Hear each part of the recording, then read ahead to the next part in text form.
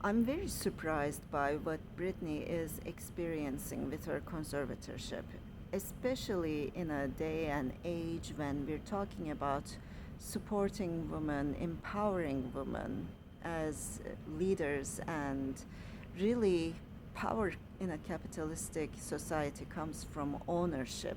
So, supporting their ownership of their businesses. Now, here is a young woman who's created incredible amount of wealth through incredibly hard work at a very early age. And throughout that process, she's created a lot of great projects where she led others, where she made decisions. It was not always the Britney that was melting down in front of our eyes. It was also Britney who created wonderful songs, wonderful videos, concepts in making those videos. And we are telling this young woman with all this capacity to create new things, and we're taking her wealth, putting it in the hands of a man who had nothing to do with any of the work that she did, any of the struggles that she went through, or the lessons that she's learned. And we're not allowing her to make a decision on her behalf in terms of changing the person who's doing the conservatorship. She's not even asking to remove the conservatorship, she's just simply asking to have it given to somebody else she's more comfortable with. In psychology, there's a term we frequently use. It's called goodness of fit. We usually use it to explain the differences, the mismatches between a parent and a child, but it can happen anywhere in any relationship where everybody is well intentioned, everybody is good, and it's just a match between different personalities that's not working and actually causing a lot of friction that's preventing both people of being as productive as they could be. And I believe that this could be a case of uh, goodness of fit between Brittany and her father as a conservator. It's her every right to have someone else do that work for her. Ultimately, she's the person that has created that wealth, and she should be the one who's making these decisions. Now, you know, there's another aspect to all of this, and that's the way this whole thing is being done is reminding me a lot like the therapists, mental health community before 2000s when we adopted the strength-based model.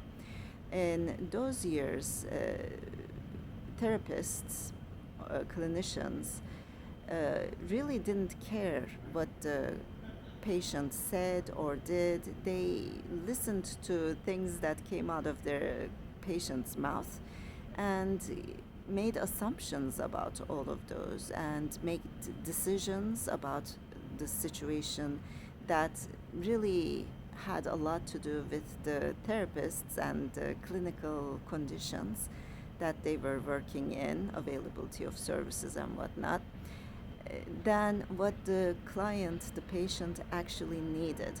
Now, today we have a strength based model where we're looking at the strengths of patients, and we're noticing that the more a person is able to utilize those strengths, the more engaged in life they are, the more productive they become. And when they become more productive, everybody wins because the society wins. There's a lot more jobs for everyone, a lot more capital to move around the system, and a lot of great ideas, products that make life easier, better for everyone. And the patient benefits because the more productive we are, the more we're able to enjoy life and have self confidence.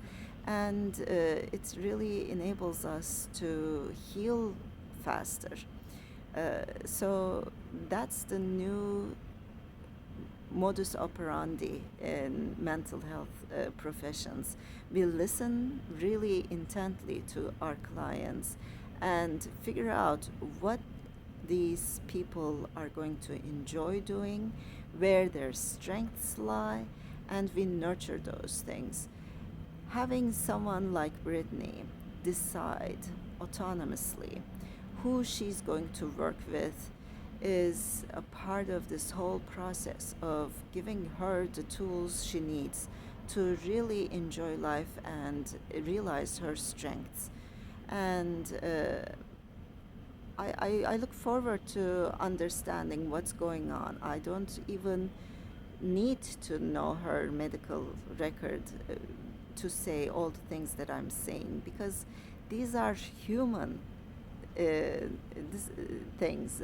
Everybody needs these freedoms to make decisions for yourself, to make decisions for the fortune that you create. Imagine yourself in her shoes. You have all these great ideas, you have all these great work that you're waiting to realize, and there's someone who really doesn't understand what you're trying to do, or understands but isn't really able to fully support what you're trying to do at the helm of your fortune that you created. How would you feel? And what's to stop you or someone that you love from experiencing something similar if we don't say no to the conservators today?